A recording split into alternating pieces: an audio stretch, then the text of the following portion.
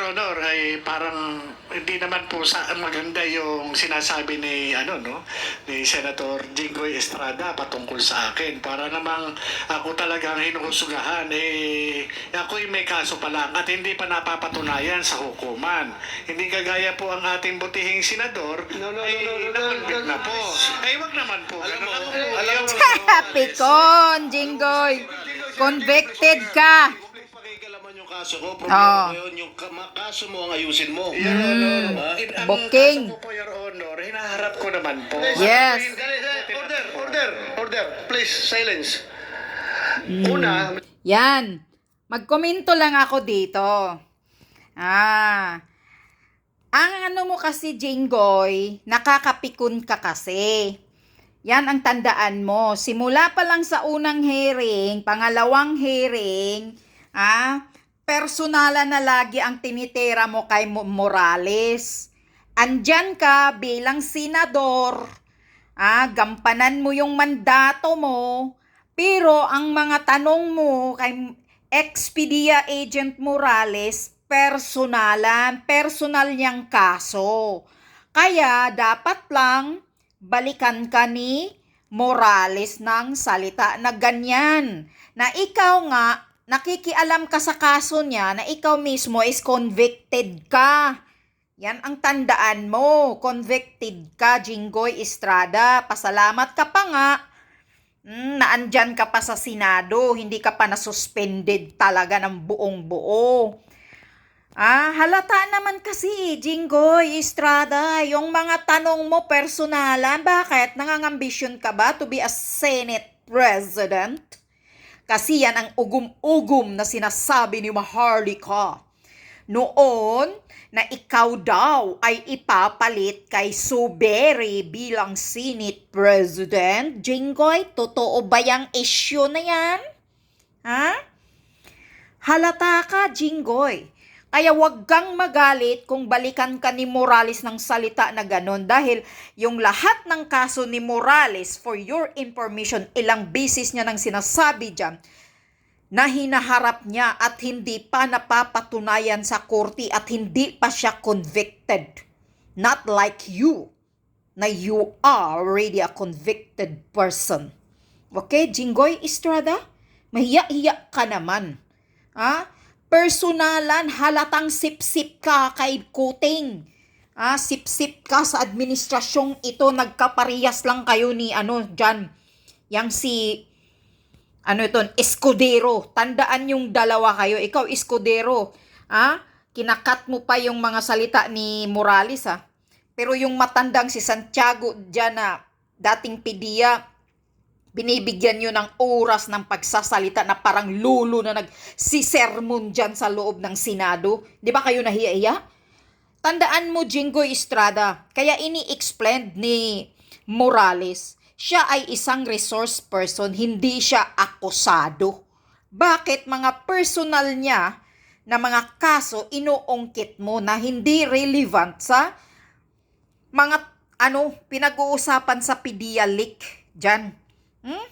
Dapat ang tinatanong nyo, inuusig nyo kung paano nakalabas yung papel, sino ang nagpapalabas, pero hindi atake kay Morales yung mga tanong mo simula pa sa unang hearing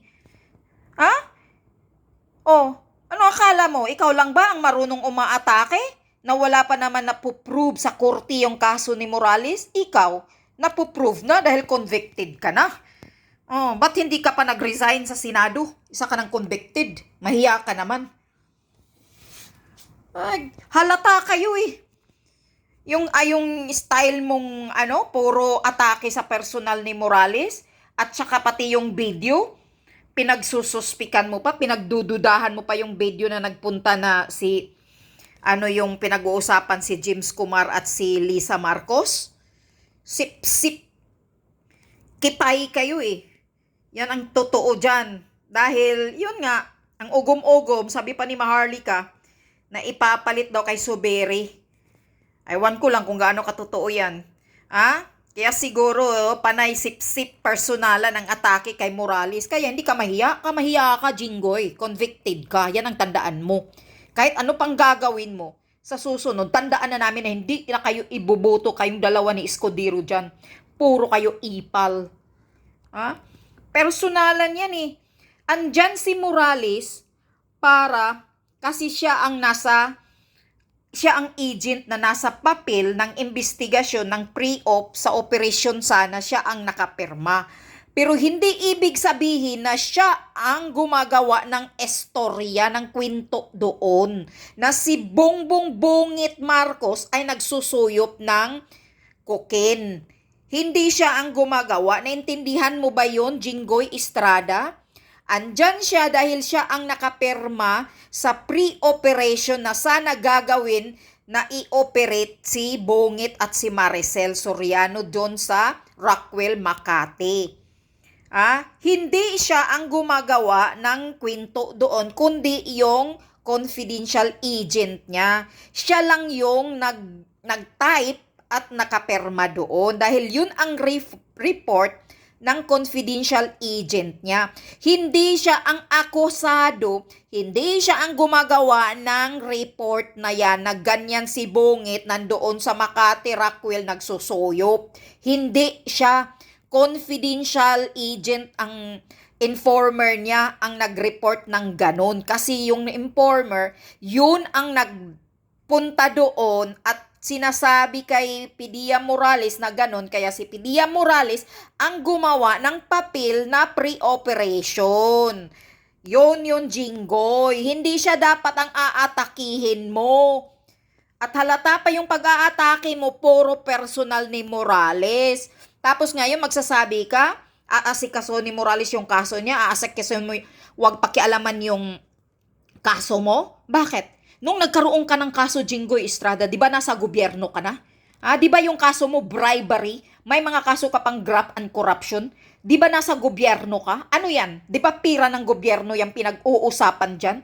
Kaya nga, nagkaroon ka ng kaso eh. Ewan ko lang saan ka na-convicted. Sa bribery yata. Bribery. Pagbabribe. Diba? Na-involved kayo kay Morales? Sa issue ni Morales? Nasa gobyerno ka, Jinggoy, noon. Kaya wag mong sasabihin na wag pakialaman ni Morales yung kaso mo. Nasa gobyerno ka. May karapatan si Morales na makialam. May karapatan ang taong bayan na malalaman ang kaso mo. Dahil nasa gobyerno ka, pinapasahod ka ng taong bayan. Yan ang tandaan mo. Hindi personal life yung kaso mo. Kaso ng gobyerno yan. Kaya nagkaroon ka ng kaso na convicted ka dahil nang nakaupo ka sa gobyerno. Yun. Pira ng gobyerno ang pinag-uusapan doon. Graft and corruption at bribery. Yan ang tandaan mo. Hindi personal mo yan, Jinggoy. Kaso yan ng buong Pilipinas na hinaharap mo. Ang galing-galing mo. At saka itong kaso ni Morales na hindi pa naman siya convicted, hindi pa naman hinaharap pa naman niya, hindi na napapatunayan yung iba. Sabi ni Morales na absuelto yung iba.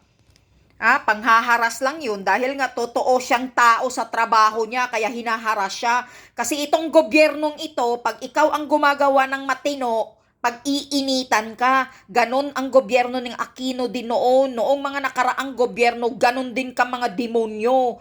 Kung gumagawa ka ng matino na trabaho, pag-iinitan ka. Pilit mo talagang sasabihin na hindi credible yung papel, yung pre-ops na yan. Buti na lang si Bato nanindigan talaga na naniniwala siya na legit yung papel na pre-operation doon. Tandaan mo yan, Jinggoy, mahiyahiya ka naman. Kung marunong ka tumira kay Morales ng personal, bakit hindi ka titirahin ni Morales? Dapat lang titirahin ka. Mahiya ka naman. Kapal ng mukha ninyo.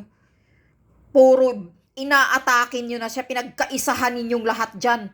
Ikaw, Escudero, isa ka pa English ka, kunyari. Oo, sige, atakihin nyo. Pero kahit anong gagawin nyo, ang taong bayan nagmamasid. Alam na namin yung mga anyo ninyo dyan sa Senado. Kami, alam namin kung sino ang nagsasabi ng katotohanan, kung sino ang mga sip-sip. Yan.